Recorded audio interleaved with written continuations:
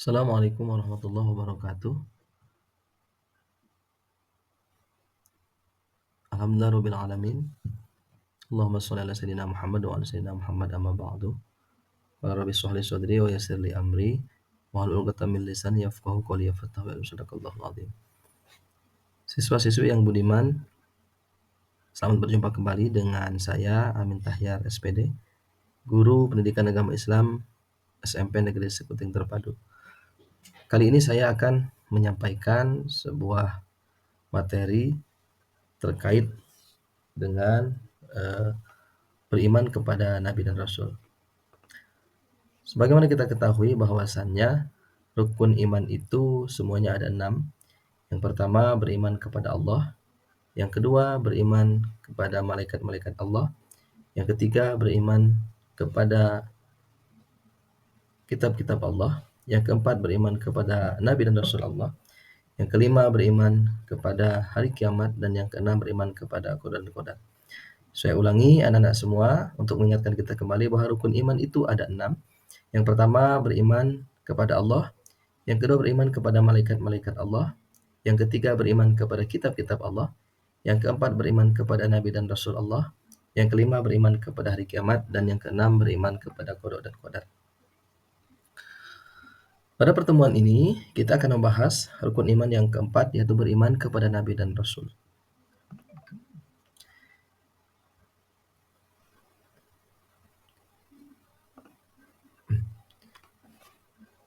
Sebagaimana kita ketahui anak-anak sekalian, ya, arti iman kepada Nabi dan Rasul adalah membenarkan bahwa Nabi dan Rasul merupakan utusan Allah Subhanahu wa taala. Jika salah satu diingkari, orang tersebut tidak termasuk golongan orang yang beriman. Seperti firman Allah Subhanahu wa taala di dalam ayat berikut ini, dalam surat Al-Fat, surat ke-48 ayat 13 yang berbunyi, A'udzu billahi minasyaitonir rajim. Bismillahirrahmanirrahim. Wa man lam yu'min billahi wa rasulihi fa inna a'tadna lil kafirina sa'ira. Yang artinya, siapa yang tidak beriman kepada Allah dan Rasulnya, maka sesungguhnya kami telah menyediakan untuk orang-orang kafir itu neraka sa'ir yang menyala-nyala. Na'udzubillahi min dzalik. Dari penjelasan ayat tersebut dapat dipahami bahwa kedudukan iman kepada Rasul sama pentingnya dengan rukun iman yang lain dan menjadi penentu seorang disebut mukmin atau tidak. Artinya anak-anak sekalian, yang namanya rukun iman yang keenam itu, ya rukun iman yang enam itu memang kita harus betul-betul kita meyakini dengan sepenuh hati. Di arti iman itu kan menurut bahasa itu kan yakin dan percaya. Iman kepada Allah, yakin dan percaya dengan adanya Allah Subhanahu wa taala. Bagaimana cara beriman kepada Allah? Kita melaksanakan segala perintahnya dan juga menjauhi larangannya. Beriman kepada malaikat-malaikat Allah, tentunya kita selalu awas dan waspada terhadap apa yang kita lakukan. Karena setiap yang kita lakukan itu semua ada dipantau ataupun dilihat dan dicatat oleh malaikat sebagai makhluk Allah Subhanahu wa taala yang ditugaskan untuk mencatat kita, salah satunya yaitu malaikat raqib yang mencatat amal baik dan malaikat atid yang mencatat amal buruk. Begitupun ketika kita beriman kepada kitab-kitab Allah, walaupun mungkin secara langsung kita tidak pernah bertemu dengan namanya kitab Taurat, tidak bertemu dengan namanya kitab Zabur, tidak bertemu dengan kitab Injil, tetapi cukup kita mempercayai bahwa Allah Subhanahu wa taala pernah menurunkan kitab-kitab tersebut kepada para nabi, ya, kitab Taurat kepada Nabi Musa, kitab Zabur kepada Nabi Daud alaihissalam, kitab Injil kepada Nabi Isa alaihissalam. Dengan kita mempelajari Al-Quran, mengamalkan isi kandungan Al-Quran, maka sesungguhnya kita sudah mengamalkan isi dari kitab-kitab sebelumnya. Begitupun ketika kita beriman kepada Nabi dan Rasul, walaupun kita tidak pernah bertemu dengan mereka secara langsung, tapi kita harus yakin dan percaya bahwa Allah Subhanahu wa taala telah mengutus para nabi dan para rasul kepada umatnya, termasuk nabi atau rasul kita yang terakhir yaitu Nabi Muhammad sallallahu alaihi wasallam, yang alhamdulillah risalahnya, ajarannya sampai kepada kita sampai dengan saat ini. Untuk itu anak-anak sekalian, kita perlu mengetahui siapa saja sih nabi-nabi dan rasul yang pernah Allah Subhanahu wa taala utus. Nah, ini nama-nama nabi dan rasul yang pernah diutus oleh Allah Subhanahu wa taala. Nah, ini. Allah Subhanahu wa taala telah mengutus beberapa nabi dan rasul sebelum Nabi Muhammad SAW. Di antara mereka ada yang Allah Subhanahu wa taala ceritakan dalam Al-Qur'an dan ada pula yang tidak diceritakan. Adapun nama 25 nabi dan rasul antara lain sebagai berikut. Ini anak-anak ya bisa diikuti kita dengan bernyanyi ya, menggunakan lagu supaya kita lebih mudah untuk menghafalnya. Biasanya kita menggunakan lagu seperti ini. Adam, Idris, Nuh, Hud, Soleh, Ibrahim, Lut, Ismail, Ishak, Yakub, Yusuf, Ayub, Su'aib, Musa, Harun, Zulkifli, Daud, Sulaiman, Ilyas, Ilyasa, Yunus, Zakaria, Yahya, Isa, yang terakhir Nabi Muhammad sallallahu alaihi wasallam. Nah, itu cara cara menghafal nama-nama nabi dan rasul dengan cara atau metode menggunakan lagu itu akan lebih cepat hafal ya. Kita ulangi ya. Adam, Idris, Nuh, Hud, Soleh, Ibrahim, Lut, Ismail, Ishak, Yakub, Yusuf, Ayub, Su'aib, Musa, Harun, Zulkifli, Daud, Sulaiman, Ilyas, Ilyasa, Yunus, Zakaria, Yahya, Isa, yang terakhir Nabi Muhammad sallallahu alaihi wasallam. Nah, seperti itu anak-anak cara menghafalnya dengan metode atau menggunakan lagu. Jadi, bisa kalian nanti carilah, ini lagu-lagunya yang memang sudah banyak ya di YouTube ataupun di, apa namanya, di rekaman-rekaman yang lain yang memang, mmm, memudahkan kita semua untuk menghafal nama nabi-nabi dan rasul ini. Selanjutnya anak-anak sekalian, di antara 25 nabi dan rasul tadi ada beberapa rasul ya, yang dia mendapatkan julukan Rasul Ulul Azmi ya. Jadi anak-anak sekalian perlu, kembali Bapak mengingatkan, apa sih perbedaan nabi dan rasul? Kalau nabi itu seorang laki-laki yang Allah berikan wahyu tetapi untuk dirinya sendiri. Berbeda dengan rasul, kalau seorang rasul adalah seorang laki-laki yang diberikan wahyu oleh Allah Subhanahu wa taala untuk dirinya dan untuk disampaikan kepada umatnya. Nah, dari beberapa rasul ini, dari 25 nabi dan rasul ini, ada beberapa rasul yang mendapatkan gelar ulul azmi. Siapa sih rasul ulul azmi ini? Ulul azmi adalah gelar para rasul yang memiliki ketabahan dan keteguhan luar biasa. Rasul ulul azmi artinya rasul yang teguh pendirian dan tabah dalam menghadapi berbagai masalah ataupun rintangan ketika menjalankan tugas menyampaikan wahyu kepada umatnya. Artinya mereka mempunyai kesabaran yang lebih ataupun di atas rata-rata dari rasul-rasul yang lainnya. Adapun Rasulul Azmi ini yang pertama adalah Nabi Nuh alaihissalam. Ya, Nabi Nuh ini dia seperti kita ketahui bahwa ujiannya sangat luar biasa. Ya, ujiannya bagaimana dia mempunyai anak dan istri yang ingkar kepadanya, tidak beriman kepadanya, dan juga umatnya yang sangat ingkar kepada beliau sehingga suatu ketika dia diperintahkan Allah untuk membuat bahtera, ya, dan apa namanya, ketika datang sebuah musibah, beliau bersama para pengikutnya itu selamat. Tapi yang menjadi kesedihan beliau adalah, anak dan istri beliau tidak ikut bersama beliau karena, keingkaran mereka kepada Nabi Nuh alaihissalam dan Allah Subhanahu wa taala. Yang kedua, Rasulul Azmi itu adalah Nabi Ibrahim alaihissalam. Sebagaimana kita ketahui, anak-anak sekalian, Nabi Ibrahim ini ujiannya sangat luar biasa. Dimulai beliau, terlahir dari seorang orang tua yang bapaknya itu seorang pembuat berhala. Lalu ketika beliau menikah dengan Sayyidati Sarah, beliau tidak mempunyai anak sehingga akhirnya harus menikah dengan Sayyidati Hajar. Setelah Sayyidati Hajar mempunyai anak melahirkan Nabi Ismail alaihissalam, harus diasingkan di sebuah tempat yang bernama Bakkah yang sangat jauh yang tidak ada kehidupan di sana. Bagaimana perjalanan mereka itu, Nabi Ismail dan Sayyidati Hajar itu diabadikan dan menjadi rukun di dalam melaksanakan ibadah haji dan umroh. Dan juga ujiannya bagaimana beliau pernah dibakar oleh raja yang zalim tetapi diselamatkan Allah Subhanahu wa taala. Juga yang sangat terkenal ujian beliau waktu di mana beliau harus menyembelih anaknya sendiri tapi kemudian diganti dengan kibas oleh Allah Subhanahu wa taala. Maka sangat pantas Nabi Ibrahim alaihissalam ini mendapatkan gelar Rasulul Azmi.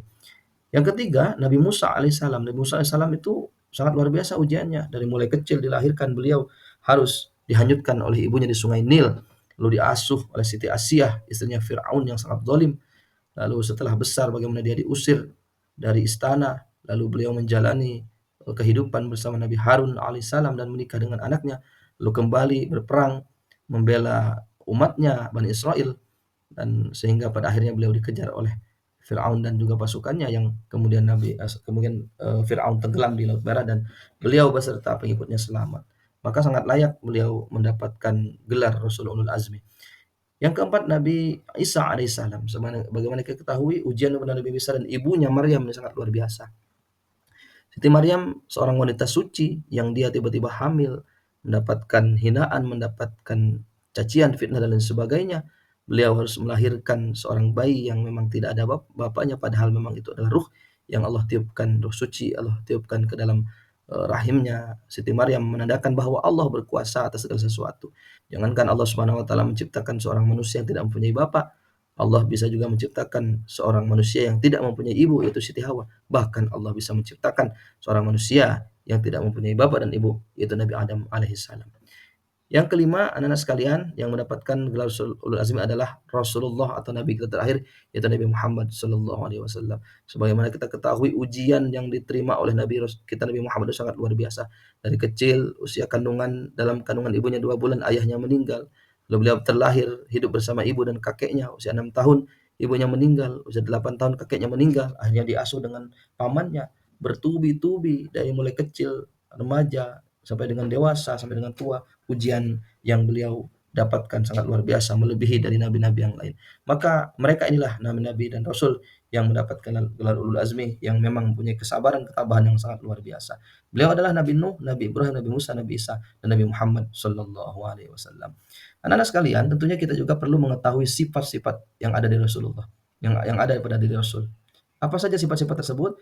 Yang pertama adalah sifat sidik. Apa itu sifat sidik? Artinya benar dan jujur. Dengan kata lain bahwa semua yang disampaikan Rasul itu pasti benar. Tidak mungkin Rasul itu berkata tidak jujur atau berbohong. Yang kedua sifat amanah. Artinya dipercaya. Rasul dapat dipercaya dalam menyampaikan apa yang diperintahkan oleh Allah kepada umatnya. Penyampaian tersebut persis seperti aslinya tanpa ada penambahan atau pengurangan. Yang ketiga tablik. Tablik artinya menyampaikan. Rasul menyampaikan semua wahyu yang diterima dari Allah Subhanahu wa taala kepada umatnya. Walaupun dalam penyampaian terdapat banyak tantangan dan hambatan yang membahayakan dirinya. Dan yang keempat, sifat dari Rasul itu adalah fatonah, artinya cerdas. Maksudnya setiap Rasul mempunyai orang yang cerdas dalam menjalankan amanah dan tanggung jawab untuk menyampaikan wahyu Allah Subhanahu wa taala kepada umatnya. Mereka mampu memberikan solusi dan jalan keluar terhadap persoalan umat. Ada sebuah sifat jaiz di Rasul atau sifat yang wenang di Rasul. Nah, jaiz artinya boleh, sifat ini boleh ada di Rasul ya. Sifat jaiz berarti sifat-sifat yang boleh dimiliki Rasul, yaitu sifat manusiawi yang dimiliki manusia pada umumnya, atau sifat aradul basyariyah ya. Namun sifat tersebut tidak mengurangi martabat kerasulannya. Sifat jaiz Rasul aradul basyariyah ya, ini sifat-sifat kemanusiaan seperti makan, minum, sehat, sakit, susah dan senang. Adapun sifat-sifat yang mustahil dari Rasul, jadi ada sifat yang wajib, ada sifat yang jaiz, ada sifat yang mustahil. Yang pertama sifat mustahil itu kizib atau kazib. Kazib ini kebalikan dari sifat sidik atau benar, ya. Jadi Rasul memiliki sifat sidik berarti berarti jujur, mustahil para Rasul memiliki sifat kazib yang berarti berbohong atau berdusta. Yang kedua khianat. Khianat adalah kebalikan dari amanah. Khianat artinya tidak dapat dipercaya. Tidak mungkin Rasul akan berkhianat atau memiliki sifat yang tidak dapat dipercaya. Yang ketiga kitman. Kitman artinya menyembunyikan, kebalikan dari sifat tablik, maka tidak mungkin Rasul akan menyembunyikan wahyu yang harus disampaikan kepada para umatnya. Dan yang keempat baladah. Baladah artinya bodoh, kebalikan dari sifat fatonah atau cerdas. Setiap Rasul, setiap Nabi, walaupun mereka tidak sekolah, mereka tidak pandai menulis dan membaca, tetapi tidak mungkin mereka bodoh. Pasti mereka memiliki kecerdasan di atas rata-rata yang bisa memberikan solusi, memberikan jalan keluar dari setiap masalah yang ada pada umatnya. Anak-anak sekalian, untuk apa sih Allah Subhanahu wa taala menugaskan nabi dan rasul ini ke muka bumi ini? Tentu tidak semata-mata Allah menciptakan kalau tidak ada tugas yang dibebankan atau diamanahkan kepada mereka.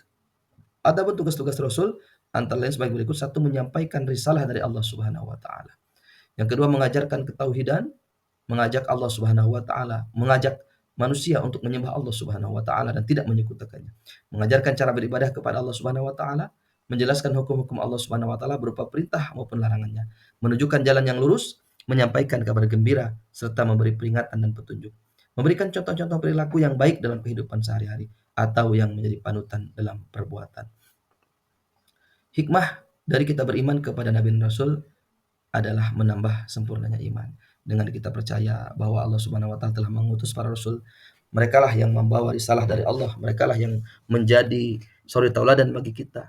Merekalah yang memberikan petunjuk untuk kita bisa menjalani kehidupan dengan baik. Maka itu semua harus menambah kesempurnaan iman kita.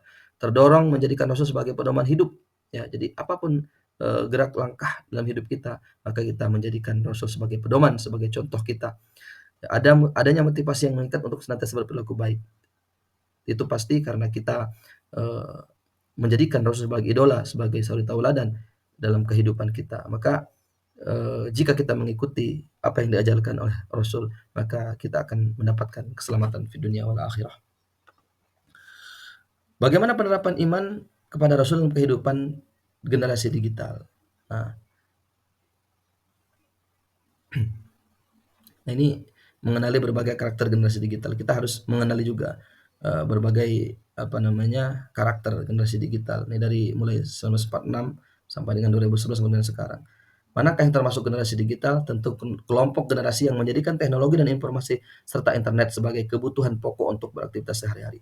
Termasuk mencari dan menemukan informasi, bekerja, beraktivitas sosial, belajar serta melakukan berbagai kegiatan lainnya yang dilakukan dengan berbasis komputer dan internet. Ya, inilah generasi-generasi digital di zaman ini. Bagaimana cara meneladani sifat-sifat Rasul di era digital? Yang pertama, beriman kepada Nabi dan Rasul dengan sepenuh hati. Yang kedua, iman dan Islam dijadikan dasar dalam menjalani kehidupan sehari-hari. Yang ketiga, menjadikan Al-Quran dan hadis sebagai sumber inspirasi dalam beraktivitas dan beribadah. Jadi kita jadikan Al-Quran, firman Allah, hadis yang dicontohkan oleh Rasulullah, baik perkataan, perbuatan, ataupun ketentuan, kita jadikan sebagai pedoman, ya, sebagai sumber inspirasi dalam beraktivitas dan beribadah. Yang keempat, ilmu pengetahuan dan teknologi dijadikan sebagai sarana kreasi. Yang kelima, menjadikan Rasulullah Muhammad SAW sebagai teladan dan panutan dalam kehidupan kita sehari-hari dalam setiap segi, dalam pemerintahan, dalam kehidupan, dalam bekerja, dalam berusaha, dalam beribadah, dalam keluarga dan lain sebagainya. Yang terakhir, menjadi pribadi yang berkarakter jujur, amanah, cerdas, dapat dipercaya, dan bertanggung jawab seperti sifat-sifat mulia yang dimiliki oleh Rasulullah, para rasul, para nabi, ya, yang telah diutus oleh Allah Subhanahu wa taala. Demikian anak-anak sekalian, materi terkait beriman kepada Nabi dan Rasul. Mudah-mudahan setelah kita mempelajari eh, materi beriman kepada Nabi dan Rasul, kita bisa menjadikan Nabi dan Rasul sebagai teladan kita dalam kehidupan sehari-hari, menjadi rujukan kita dalam kehidupan sehari-hari. Terima kasih. Assalamualaikum warahmatullahi wabarakatuh.